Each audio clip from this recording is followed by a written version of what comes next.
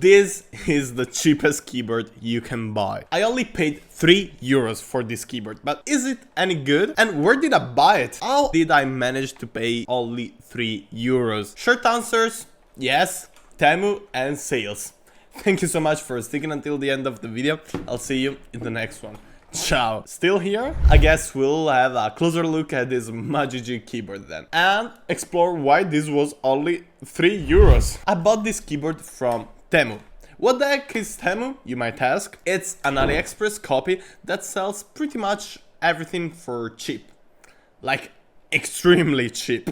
It has just arrived here in Italy and a ton of opening sales. It also delivers fairly quickly since they have everything in China. I received this keyboard and a pair of headphones in just 2 weeks. You can check out the review of the headphones right here. But let's have a look at the conditions of when it arrived and the packaging. This comes from Temu, as you might see from... No, actually, it's not written right here, but on the box itself. If you have no idea what Temu is, I didn't as well, but my brother showed me this AliExpress-like e-commerce, and at first I told him, oh, this is AliExpress, right? And he said, no, it's Temu. What's Temu? It's exactly what you think it is. It's another e-commerce from China. But the special thing is that an ad popped up to me after my brother talked about it, and it showed this exact keyboard for 3 euros only. And it actually was only 3 euros. But you need to spend at least 10 euros to get shipping at all, not free shipping. So I bought this pair of strange headphones as well. But first of all, let's focus on the keyboard. Like, my expectations are really low because I paid it 3 euros. If it works at all, I'm gonna be impressed. Let's open it up. All cardboard, pretty beat up, I have to say. So I hope nothing's like damaged. Ooh. Oh. We have a set of alternative keycaps, nice. A keycap removal tool, perfect because I've lost mine. And USB-C to USB-A cable. Plastic, not breathed, but that's fine. And then the keyboard itself. This is a 60% keyboard, so super compact, just like my Mountain Everest 60. If you haven't checked it out, make sure to watch the complete review video right here.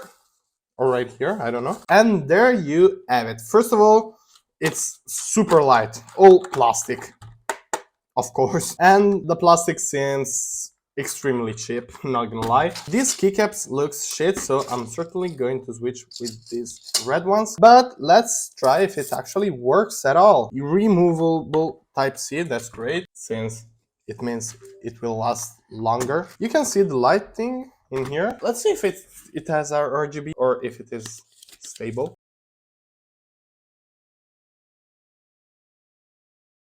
Pretty disappointing, but whatever. Does it has fit? No. So it's at a stable height. You can see I have word right here. Today is the 31st of May. And it's sunny outside. The feeling is not great, I'm not gonna lie. It should have red switches, and it looks like it. And there they are, hot-swappable. What? Shut up! Are they? Doesn't seem like. Oh yeah, they're just pretty tough. 2 pins array, so pretty cheap one, but I guess like 3 euros once again, so not bad. We will focus once again on the keyboard in just a moment, but I want to check out the headphones as well. I would pay these 20 euros, so for 3 euros I'm more than fine with it. To be honest, I'm extremely impressed by this Magegee keyboard. The build quality is what you'd expect for a cheap keyboard. There's a little bit of flex, but even the flex, like, it's marginal. Actually, almost nothing. It's all plastic and pretty cheap feeling, I have to say. But aside from this, it's not bad at all, actually.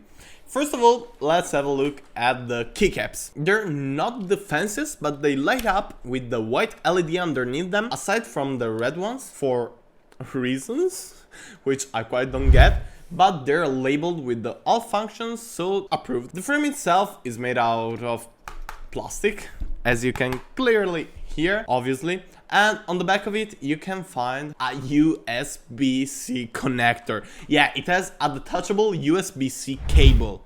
You won't find this feature in entry-level keyboards usually, so that's extremely appreciated. It makes your keyboard last for way longer, since if you break the cable, which is pretty reasonable, you don't have to resolder it. You can just swap it, and you can also customize the cable itself, even if most likely the cable is gonna cost more than the keyboard itself. If you look underneath the keycaps though, is where things start to get really interesting. Let me see if I can remove it by hand. No, I can't. I need to take the included keycap removal. If we look underneath the keycaps though, is where things start to get extremely surprising.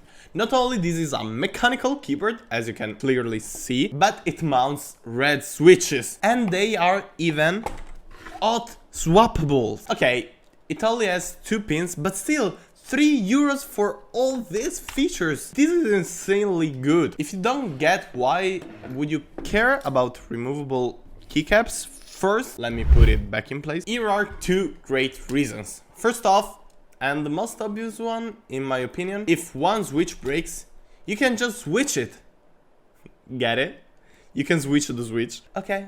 Sorry for the bad joke. Secondly, if you'd like to try out different switches, you can easily do that while keeping the same PCB and keycaps. Even though, once again, the key switches will cost you more than the keyboard itself. But not everything about this keyboard is positive, obviously. First of all, this thing is really loud. I'm not sure if this is because it lacks lubrication or whether it's because of the switches, but it's pretty annoying. Like, you can hear this.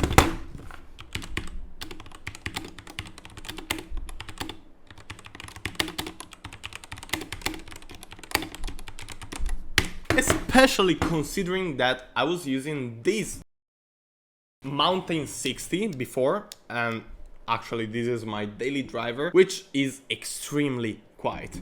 You can check out the full video review of it right here. Even the feeling while I'm typing isn't the greatest. I make many errors, especially because the keys are extremely close to each other, so it's not that uncommon for me to press by mistake 2 keys at the same time. But it's probably just a matter of habits more than anything. What is not a matter of habits though, but a huge downside for me, is the absence of the arrow keys. I know this is meant to be an extremely compact 60% keyboard, but keep at least the arrow keys, please. You're going to use it anyway, whatever you do at your PC, from gaming to editing a video. I can confirm what he said. To coding, to just watching a YouTube video. Having to press the function key and then another arrow key at the same time is just uncomfortable. Another uncomfortable feature, or I should say lack of, is the feet. Can you see them?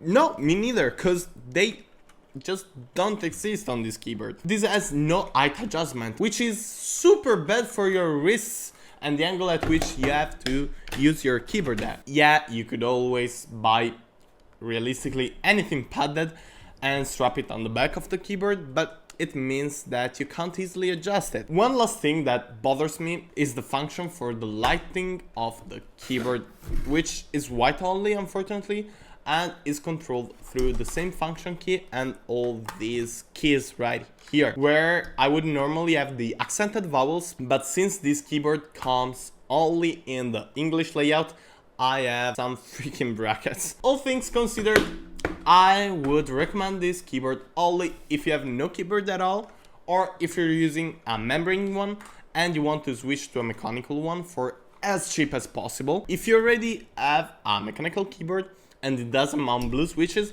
because those are the worst switches you could ever mount on a keyboard. I know I hate them from the bottom of my heart. You're better off not buying this Magegee Keyboard. Thank you so much for sticking until the end of the video. Remember to hit the subscribe and the notification bell so that you won't miss any future video like this one, and I'll see you in the next one. Ciao.